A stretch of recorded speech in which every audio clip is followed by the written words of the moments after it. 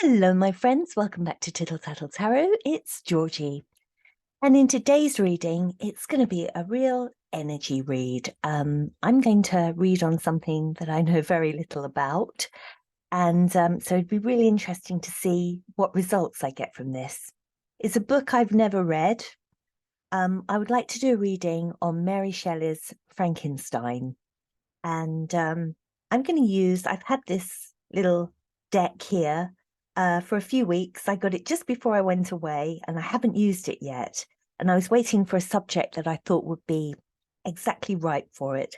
So the horror tarot, ideal. So I am just going to throw a Celtic cross and just see if I can get Mary Shelley's energy regarding Frankenstein.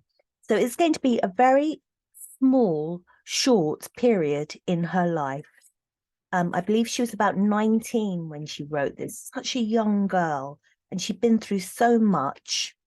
She'd been through so much in her life. She'd lost her mother while she was still a baby. Death had just surrounded her.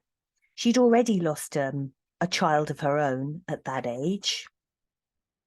She was having an affair with Percy Shelley, who'd left his pregnant wife. And I think Percy Shelley's wife committed suicide, and Percy Shelley's wife was pregnant when she committed suicide. She drowned. Oh my goodness. This woman was just surrounded by death. I think she had 4 pregnancies, and only one male baby survived through to adulthood. Percy Shelley died. Oh, he drowned as well. So, so much happened. But because so much happened, I can't put all that into a reading. So all I'm concentrating on is around about, I think it's about 1816, around about that date.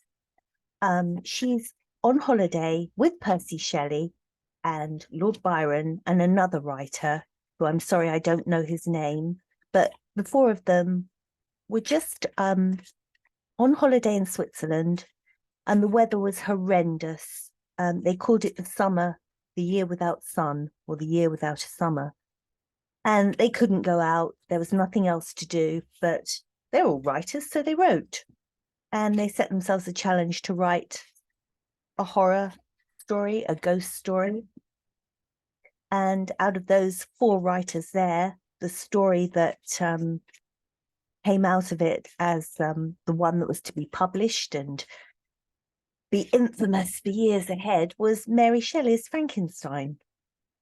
So I want to know her thoughts, her feelings around that time, her connection with this Frankenstein and Frankenstein's monster, and just see what we can get. Okay, so very specific time, Mary Shelley, and we're looking at around about 1816, the year without summer. Okay, let's pull a Celtic cross and see what we have.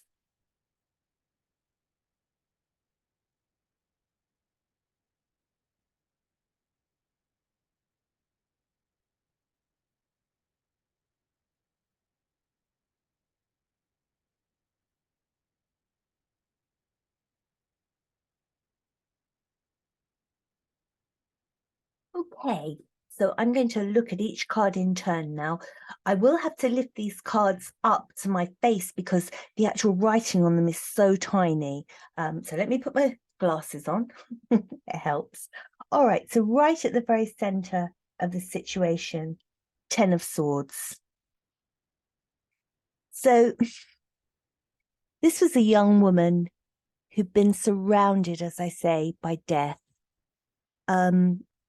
I think there was a lot of heartbreak around her, and she saw this as very wounding. Her mother had died when her mother was in just after Mary Shelley had been born, days after she'd been born. There was so much sadness around her. Her father, although a great writer and a very well-read man, and who had the utmost interest in educating Mary Shelley, was not an affectionate man. And so I think underlying everything, even the happiness of her relationship with Percy Shelley, was this feeling of all the things that had gone wrong, all the things that had stabbed her in the back, that had caused her pain. So I see that as a central position. And then we have, crossing that, we have the Seven of Cups in reverse. So Seven of Cups in reverse. They've gone on to this holiday, and they're friends. They've got 4 of them there. And they're very imaginative people. They've all got tremendous imaginations. And this really could be seen as the Seven of Cups. You've got all choices, you've got characters to develop, you've got all things to do. It's very much living in your head. And I see this as, in reverse, double it. You've got all these personalities, these 4 very creative people all together, and living very much, as I say, in their fantasies, in their imaginations. So this is such a creative space for them in Switzerland, and they're each coming up with these wonderful characters, they're each coming up with these stories, and I just see this, by being reversed, this Seven of Cups, which is choices and, you know, perhaps daydreaming, what have you, just being really magnified, just so magnified, of this tremendous creative environment that she was in at that time. And in the head of all this, we've got the Queen of Pentacles. So I think that Mary Shelley was very practical. She was the only female there, and I think that she was very resourceful, very practical, and very down to earth, and that is the Queen of Pentacles. I think she sort of was the glue that held the group together. That's the feeling that I'm getting. I don't know that. I don't know any of these 4 personalities well enough, but looking at this Queen of Pentacles, as the woman in the group, I think that she would have been the person that had their feet on the ground the most out of these 4 of them. And as I say, she was the main glue of this little group that were together. And at the bottom of things, we have 8 of Pentacles, just working. This is in reverse. And I kind of see that the 8 of Pentacles is a hard work card. This would be the kind of work that they would have done, you know, at home in England, getting books published, getting work published, but they were on holiday. As it turned out, the weather was so dreadful that year. So I see this more as play work.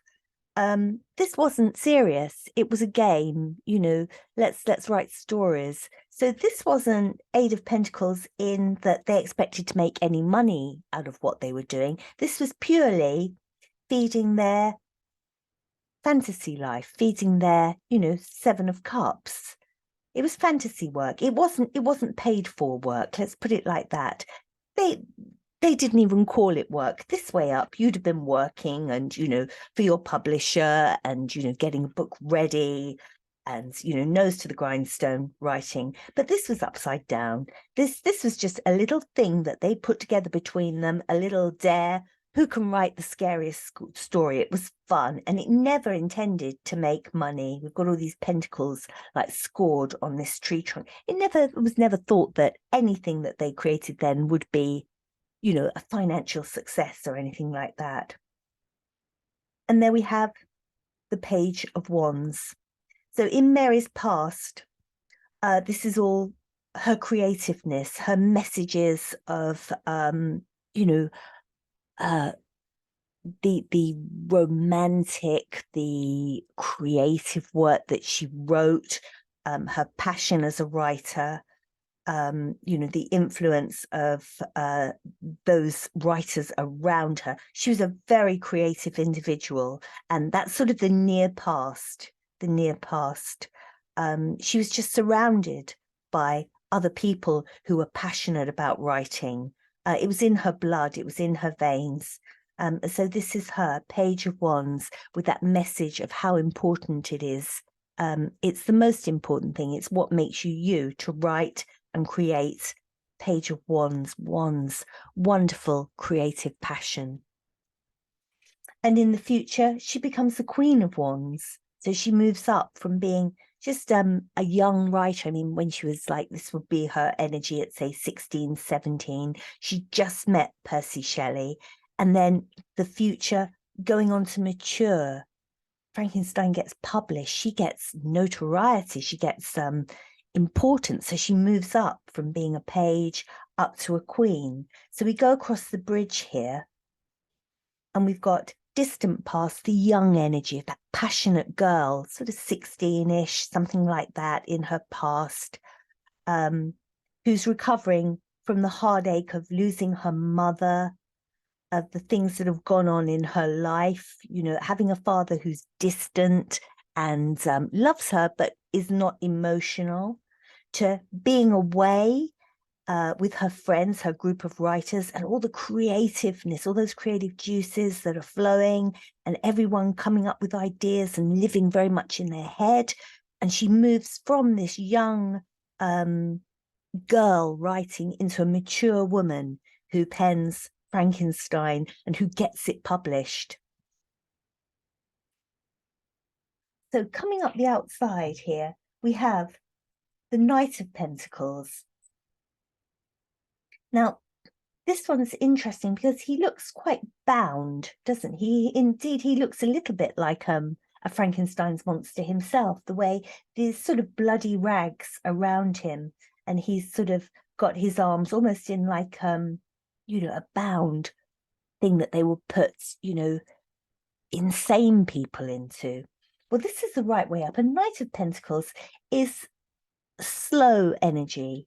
It's dependable. I don't see this as Percy Shelley because he had affairs, and I don't think you would ever call him dependable. But I kind of see this as Frankenstein's monster. This was like a slow burn. This was the book that, out of all of them, you know, out of all the books, out of those four writers that wrote, it was Mary Shelley's book that, wow, went somewhere. And, you know, it took a while. It had to be published. And I don't think it was published until about 1818, something like that. So it's a good couple of years later that it actually got published. So it takes time. It takes time. And that is the Knight of Pentacles. But I see this here, the Knight of Pentacles, a slow, steady, money growing. You plant your pentacle and it grows. And I see this as being the book. I don't see this as being Percy Shelley. He wasn't a dependable man. He had affairs. This wasn't her knight. I think the book was her Knight of Pentacles. And then we come up here to what people thought.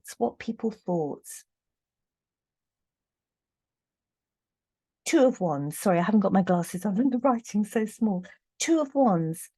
Well, people either loved it or they hated it, looking from the outside in.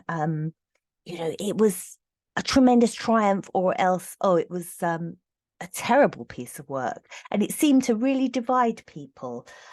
People were either totally passionate about it or despised it, basically. That's the way I get it from the Two of Wands. There was no sort of wishy-washiness about, oh, it's all right. You wouldn't get that from it. It was either, oh, I loved it. First real work of science fiction, an incredible tale, or else, oh, what a potboiler, how useless, how awful, you know. So it was one or the other, and that's how the public looked on this book. And then we have, what do we have here? The universe, and the universe is saying, Six of Pentacles, and it's in reverse. Six of Pentacles, that is the give and take card, but a lot of that is in reverse. So it's not it's not even give and take. So I'm wondering if Mary Shelley got a bit of a bad deal with this. I don't know, but maybe she didn't get full credit or full money to begin with. I'm just seeing that, and I don't know about this enough to tell you or to guess from this configuration what was going on, but I get somebody maybe taking credit for something, or the universe is saying, this is unfair. Somebody is taking advantage of you in some way. And I don't know what that is, but that's interesting. There's a warning there from the universe that somebody was taking advantage of her success in some way. I will get a clarification on that one, I think. And then at the top here, we've got the Seven of Pentacles again in reverse. Seven of Pentacles, is it worth the effort? Was it worth doing this? Was it worth the effort? Shortly after she'd finished the book, she'd lost another child. Shortly after that, her husband had drowned, Percy Shelley. So, were her thoughts after Frankenstein had been published, well, was it all worth it? Because I lost another baby, I lost my husband. I'm not saying that she blamed the book on that, but, she'd spent time and energy on this project, but it hadn't brought her happiness. This book hadn't brought her love. It hadn't brought her maybe what she hoped that it would bring her. I don't know what she'd hoped for, but it just seems to be a bit very let down here. It wasn't worth it because the labor that I put into this book, my child's dead, my husband's drowned, loads of other people had died as well. So I want to get a few more clarification cards here. I've got to re-put my glasses on. These things are so tiny. They're such tiny writing. They're beautiful cards, but my eyesight's not very good. So I want to find out a little bit more about this situation of was the juice worth the squeeze? Was it really worth all that effort? And what was the other one? This one here. Yes, the universe saying, people are taking from you. People are taking from you. This is not fair. You're being taken advantage of. So I'd like to know about this unfairness, this disappointment regarding the book. What was this disappointment she felt regarding the book? What was this disappointment that was around the book? Any cards that you can show me about the disappointment regarding this book? Mary Shelley's disappointment about this book. We've got the Seven of Wands. Again, it's another kind of similar energy. Someone taking something that doesn't belong to them. Somebody, it's I'm going to take this because I can. It's a sort of overbearing, sort of bully card. I don't know much about Percy Shelley. I know that because Frankenstein, the topic of it, and because of the kind of book that it was, that perhaps people thought that he had written it. And it became clear later that he hadn't, because I think that she made it clear that he hadn't. But I'm wondering whether this is like that sort of resentment of, no, it wasn't my husband that did it. I wrote it. I'm just wondering whether these cards here, these unsatisfactory, dissatisfaction cards, anything to do with her feeling that, he actually is taking credit for something that he didn't do.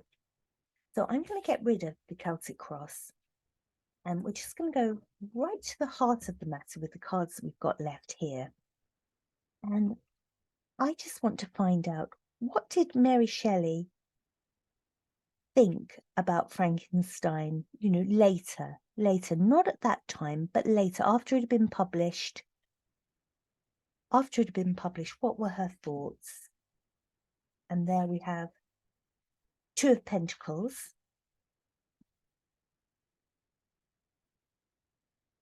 And then we have in reverse, Ten of Cups.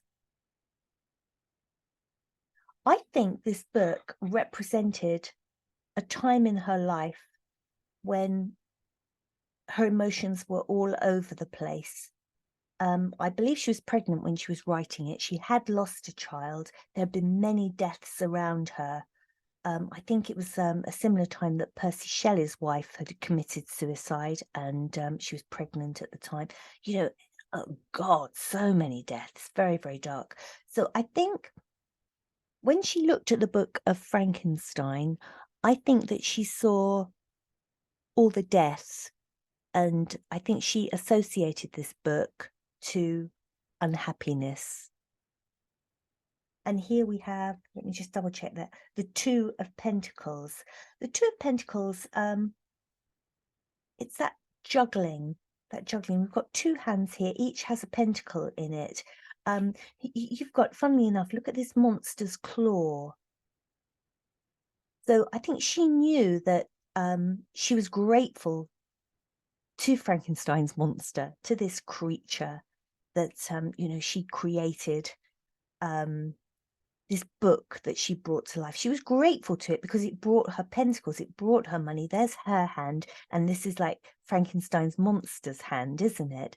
And so it's very much, well, I'm very grateful for the money this has brought to me and the fame and everything. But I don't think the book ever brought her happiness. I think she looked on it and she remembered back a very sad time. I would be very interested to know what you think. And what I am going to do now is go on eBay and I'm going to order myself a copy of Frankenstein, because I'm ashamed to say I've never read it. So I'm going to read it now. And if you've read it or you know a little bit more about Mary Shelley than I do, which is not difficult, let me know if you can see any areas that I've brought up there about feeling taken advantage of, about perhaps feeling a bit bitter that Percy Shelley might have got some recognition for it. You know, her thoughts towards the book. If you know anything like that, something that the cards are saying, that I don't quite understand, then please let me know. I just get the impression that this was something that she created at a time with other creative people. They just came up with this. They did their own stories and things. This took off in a way that she didn't expect it to. And it didn't bring her any happiness, you know, and looking back on it, all she remembered were the bad things, you know, the deaths that occurred, the loss of the baby. But equally, she had to sort of think, my goodness, this novel has made me rich. So, you know, there was always that juggling feeling with it. So anyway, that is my energy read on Mary Shelley, and I was delighted to use this wonderful horror tarot. I hope you like the cards. I hope you enjoyed the read. And as I say, if you know more about Mary Shelley, more about Frankenstein, I would love to hear from you in the comments. Thank you very much. Bye-bye.